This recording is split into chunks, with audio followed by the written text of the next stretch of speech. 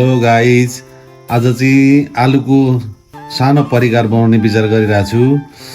जस्तै आलुको चप, आलु चप बनाएर देखाउँछु हजुरहरूलाई। सजिलो छ खाजा खानको लागि। अब पहिला यो आलु बोइल गरेको छु। अब बोइल नगरी पनि हुन्छ, तर अलिकति ढिला हुन्छ। मैले चाहिँ बोइल गरेको छु। अब यसलाई छोडाउँछु राम्ररी।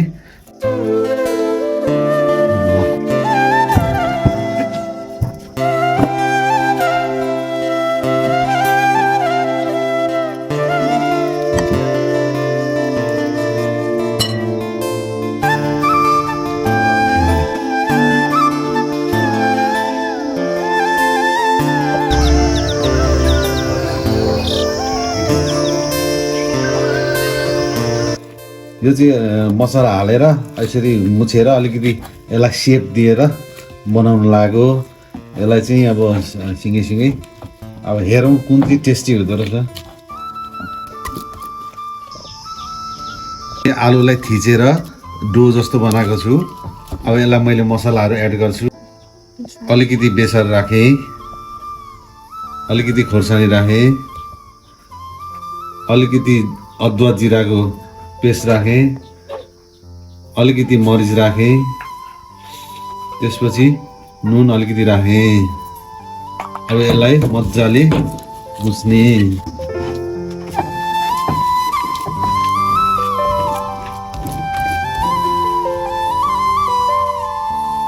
त्यसमा अलिकति अदुवा लसुनको पेस्ट पनि राखिदियो भने झन् स्वादिलो हुन्छ।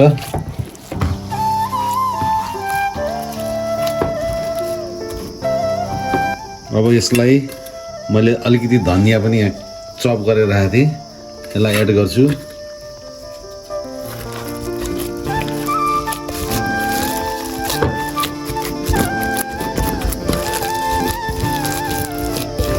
तेल पनि एड गर्दैछु।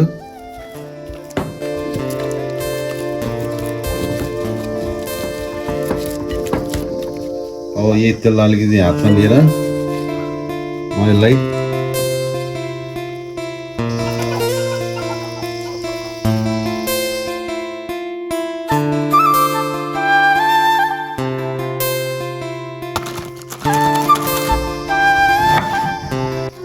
अलिकति कर्नफ्लोर, अलिकति खोर्सानीको धुलो, अलिकति अदुवा बेसार, अलिकति यो धनिया जिराको पाउडर, अलिकति कालो मरिच अनि नुन स्वाद अनुसार अलिकति। यो मसलासँग पिठो मजाले मिक्स भइसकेको छ। अब पानी हाल्छु।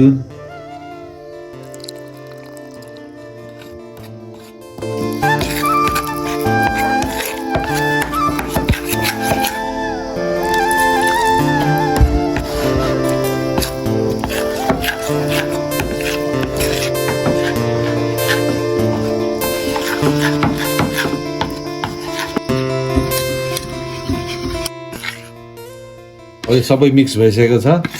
अब यसमा डुबाउँदै फ्राई गर्दै गर्ने। खिची पठाएर अनि त्यहाँ मैले यसो गरेको खिची पठाएर चलाक भएर खिची पठाएर अनि पर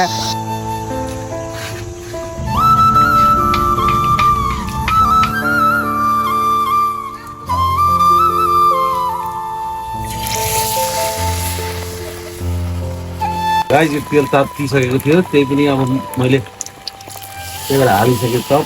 अब फ्राई हुन थाल्यो।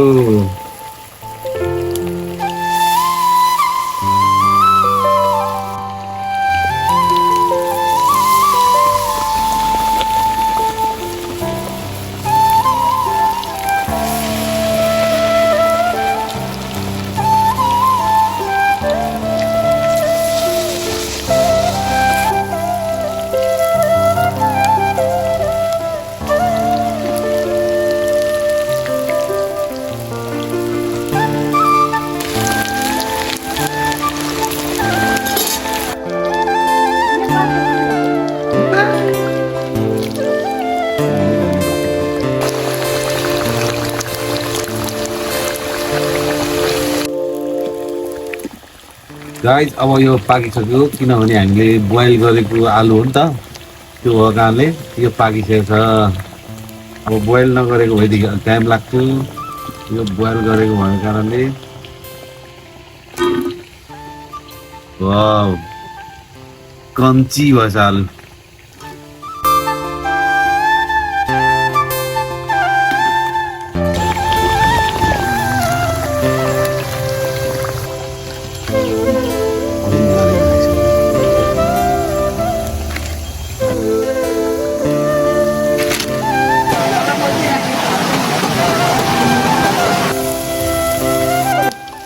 यो चाहिँ हामीले आलु थिचेर बनाएको चप यो चाहिँ आलु नथिची बनाएको के भन्छ यसलाई स्ल्यास गरेर काटेको अब यो चाहिँ थिचेर मसला हालेर बनाएको कुन चाहिँ स्वादिष्ट हुन्छ अब हेर्नुपर्छ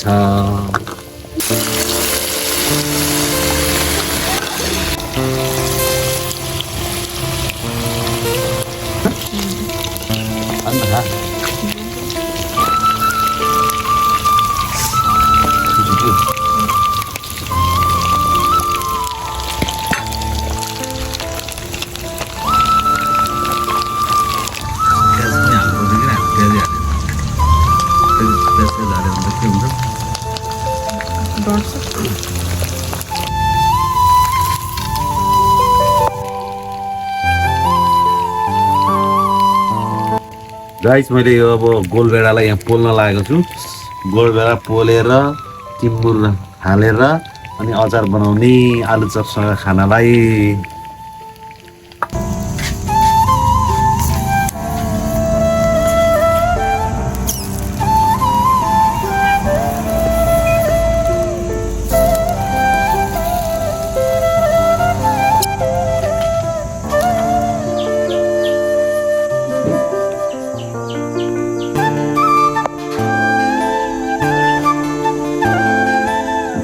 गोलभेडा ग्राइन्ड गर्न लागेको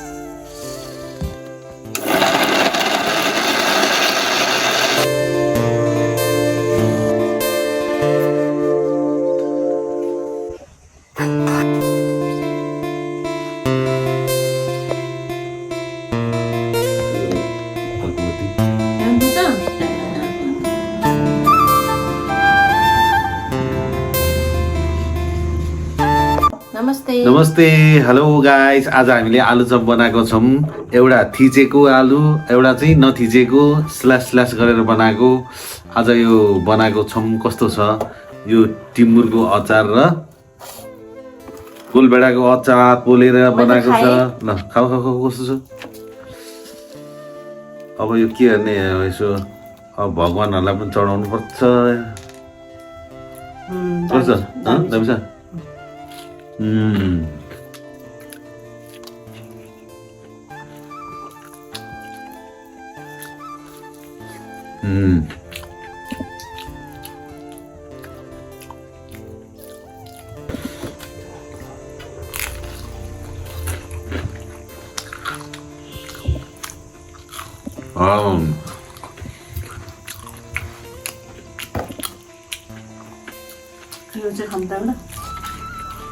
हामीले होटलतिर मागा पनि यस्तै हो तर यति ठुल्ठुलो होइन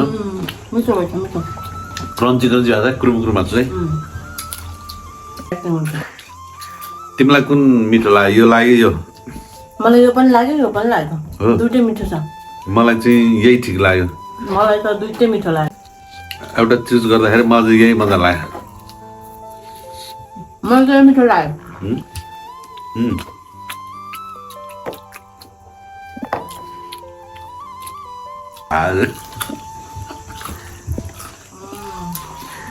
गाइज यहाँहरूले भिडियो अन्तिमसम्म हेरिदिनु भएकोमा धेरै धेरै धन्यवाद हाम्रो नयाँ भ्युअर्सहरू हुनुहुन्छ भने प्लिज हाम्रो भिडियोलाई हेरेर लाइक शेयर कमेन्ट सब्सक्राइब पनि गरिदिनु होला थ्याङ्क यू